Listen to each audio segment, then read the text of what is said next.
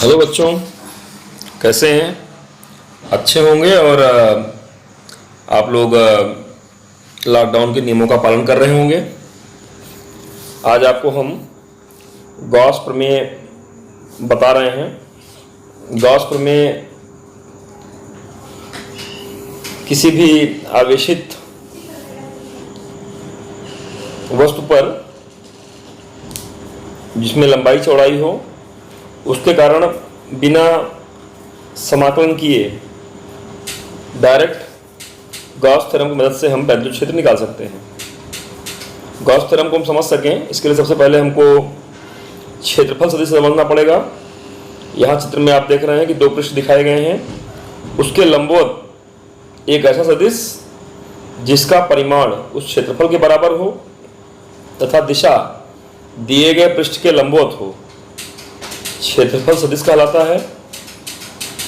अगर किसी ओपन पृष्ठ की बात की जा रही हो तो क्षेत्रफल सदिश की दिशा सदैव दाहिने हाथ के अंगूठे के नियम द्वारा प्राप्त होती है, जबकि बंद पृष्ठ के लिए क्षेत्रफल सदिश की दिशा सदैव पृष्ठ से बाहर की तरफ होती है। आइए एक और हेडिंग सीखें हम लोग, वैद्युत फ्लक्स। तो किसी वैद्युत क्षेत्र में किसी काल्पनिक पृष्ठ पर उस पृष्ठ से गुजरने वाली लंबवत बल रेखाओं की संख्या को वैद्युत फ्लक्स कहते हैं। एक समान वैद्युत क्षेत्र के लिए आपको दिखाई पड़ रहा होगा, देखिए समांतर लाइनों से वैद्युत क्षेत्र दिखाया जा रहा है। यहाँ पर अगर विद्युत क्षेत्र E है और वह क्षेत्रफल सदिश से अपने कोण थीटा बनाता है, तो E का जो घटक क्षेत्रफल सदिश की तरफ होगा अर्थात पृष्ठ के लंबवत होगा, वो E cos थीटा होगा। तो एकांक क्षेत्रफल से जाने वाला फ्लक्स ही E होता है, तो उसका घटक E cos थीटा इंटू दिया गया क्षेत्रफल A से गुणा करने पर संपूर्ण बल रेखाओं की संख्या जो लंब दिशा में जा रही है प्राप्त हो जाती है, अर्थात वैद्युत फ्लक्स प्राप्त हो जाता है। तो फाई बराबर E cos theta into A, E का लंब घटक E cos theta into A, तो फाई बराबर E into A cos theta आ गया। तो फाई बराबर E A cos theta, E और A दोनों सदिश राशियां हैं, तो E डॉट A के रूप में दिखाया जाएगा। इस प्रकार वैद्युत फ्लक्स को हम वैद्युत क्षेत्र E तथा क्षेत्रफल सदिश A का अदिश गुणन भी कह सकते हैं। यदि असमान वैद्युत क्षेत्र हो तो हम डायरेक्ट E डॉट A से काम नहीं चला पाएंगे। वहाँ पर हमको एक छोटा सा पहले स्थित यहाँ पर एक छोटा सा क्षेत्रफल सदिश लेना पड़ेगा dA, और उसके लिए पहले एक अनंत सूक्ष्म वैद्युत फ्लक्स d फाई निकालना पड़ेगा, E dA cos थीटा, और फिर पूरे के लिए इंटीग्रेट करेंगे, अर्थात फाई बराबर इंटीग्रेशन ऑफ डी फाई बराबर integration of E cos theta dA, और E cos थीटा dA को हम E dot A vector E dot A के इंटीग्रेशन के रूप में कर सकते हैं। स्पष्ट है कि असमान वैद्युत क्षेत्र के लिए किसी पृष्ठ से बद्ध वैद्युत फ्लक्स उस पृष्ठ पर वैद्युत क्षेत्र E तथा क्षेत्रफल सदिश dA के अदिश गुणन के पृष्ठ समाकलन के बराबर होता है। MKS पद्धति में वैद्युत फ्लक्स का मात्रक न्यूटन मीटर स्क्वायर पर कूलम स्क्वायर होता है, जहां न्यूटन पर कूलम इलेक्ट्रिक फील्ड और मीटर स्क्वायर क्षेत्रफल के लिए मात्रक है। इनका विमीय सूत्र mL क्यूब T-3 A-1 है। चलिए, ये गॉस थ्योरम समझने के पहले हम लोगों ने क्षेत्रफल सदिश और वैद्युत फ्लक्स के बारे में जाना।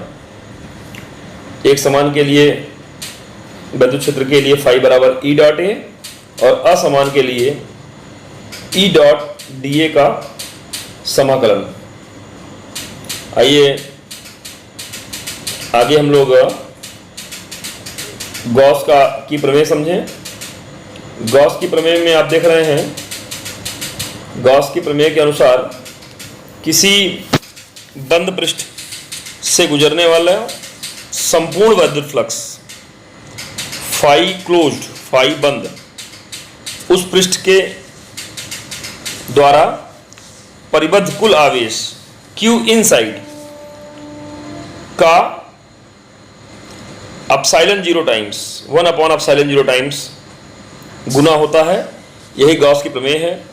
गॉस की प्रमेय में फाई बंद बराबर Q इनसाइड अपॉन एप्सिलॉन 0, लेकिन हम जानते हैं फाई बंद जो होता है वो close surface integral E dot D A होता है, इसीलिए फाई बंद की जगह मैंने close surface integral E dot D A लिखा, that is Q inside upon epsilon 0।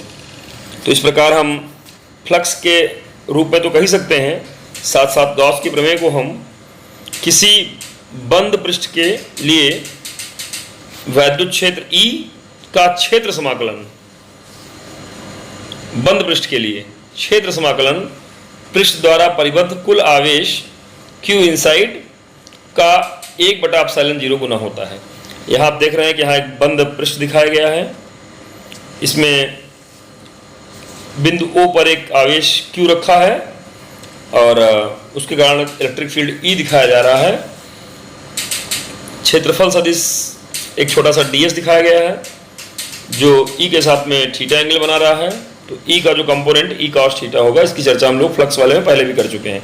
आइए E डॉट ए का क्षेत्रीय समाकलन बंद सरफेस के लिए Q इनसाइड बाय एप्सिलॉन 0 होता है, इसका प्रूफ देखें हम लोग। यदि एक बिंदु आवेश Q जो बिंदु O पर स्थित है के परतः बंद क्षेत्रफल के लिए वैद्युत फ्लक्स ज्ञात करना हो तो पहले एक अनंत सूक्ष्म क्षेत्रफल ds से जाने वाला वैद्युत फ्लक्स निकालते हैं, तो d फाई बराबर E ds हो जाता है। अतः लिए गए बंद क्षेत्रफल से गुजरने वाला संपूर्ण वैद्युत फ्लक्स फाई बंद टोटल जो आ जाएगा तो close surface integral E dot ds आ जाएगा। यहाँ E की वैल्यू आपको समझनी चाहिए सदिश रूप में 1/4πε0 Q by R square R cap. देखिए यहाँ पर आर कैप उसकी दिशा दिखाता है कि मिलाने वाली रेखा के अनुदिश ही। तो यहाँ पर E की वैल्यू रख देंगे तो फाई क्लोज्ड जो आ जाएगा, बंद जो आ जाएगा, वो close surface integral 1/4πε0 Q by R square R cap dot D S आ जाएगा। R cap dot D S की जो वैल्यू आएगी ds cos थीटा आएगी, आर कैप की वैल्यू 1 हो जाती है, तो ds cos थीटा आ गया। तो यहाँ पर r डॉट ds की जगह हम ds cos थीटा रखेंगे और जो कांस्टेंट चीज़ें हैं Q/4πε0 बाहर आ गई, तो ds cos theta upon R square. ds cos theta माने लंब क्षेत्रफल पृष्ठीय क्षेत्रफल बटे आर स्क्वायर, यही आपका घन कोण होता है।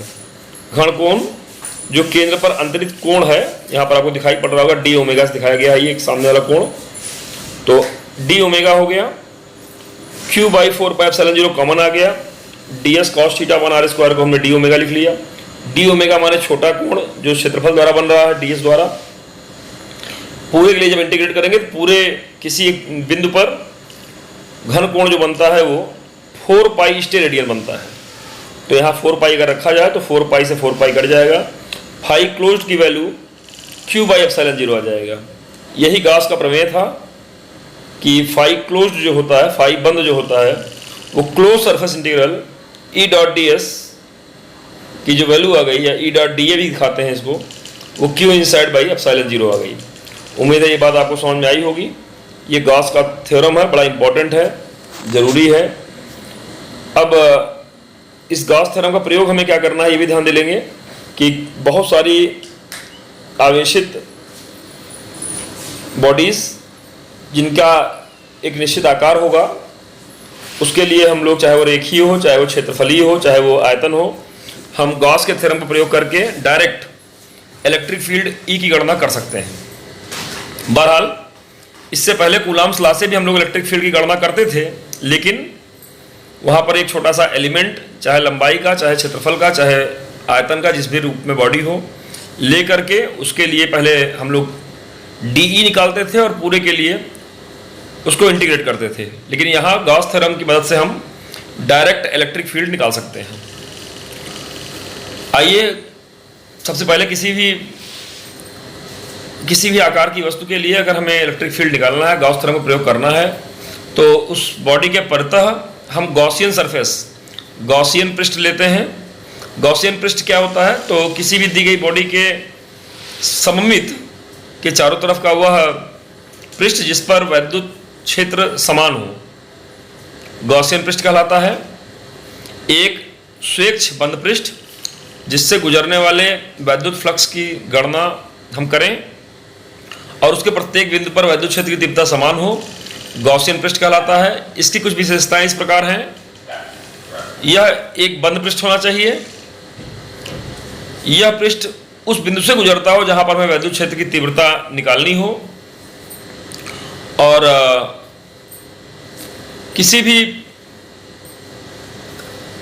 आकृति वाले आवेशित वस्तु के सममित गॉसियन पृष्ठ का आकार होना चाहिए।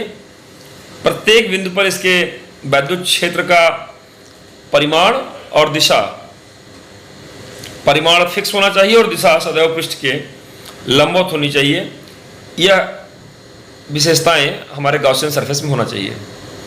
तो बच्चों ध्यान में आ गया होगा आपको कि गॉस का थ्योरम, गॉस की प्रमेय हम लोग क्यों पढ़ें। तो गॉस की प्रमेय की मदद से हम लोग दिए गए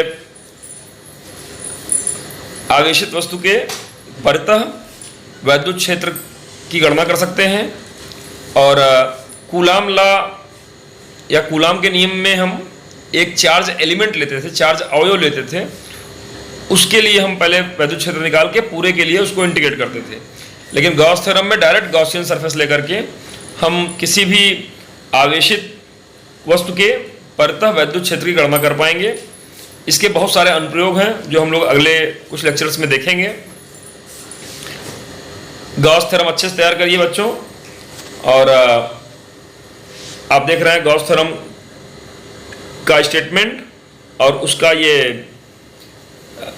उत्पत्ति, ये महत्वपूर्ण है, इम्पॉर्टेंट है। इसको अच्छे से रिवाइज कीजिए। इसके अलावा अगर आप ध्यान दें तो इसको समझने से पूर्व आपको क्षेत्रफल सदिश और वैद्युत फ्लक्स को भी अच्छे से समझना पड़ेगा। इस पर आपको न्यूमेरिकल भी मिलेंगे, जरूर लगाइएगा बच्चों। लॉकडाउन के दौरान घरों पे रहें, खुद को सुरक्षित रखें और अपने अध्ययन को लगातार वीडियोस के माध्यम से जारी रखें। स्वस्थ रहें, घर पे रहें और अध्ययन को जारी रखें। बहुत बहुत शुभकामनाएं, बहुत बहुत धन्यवाद।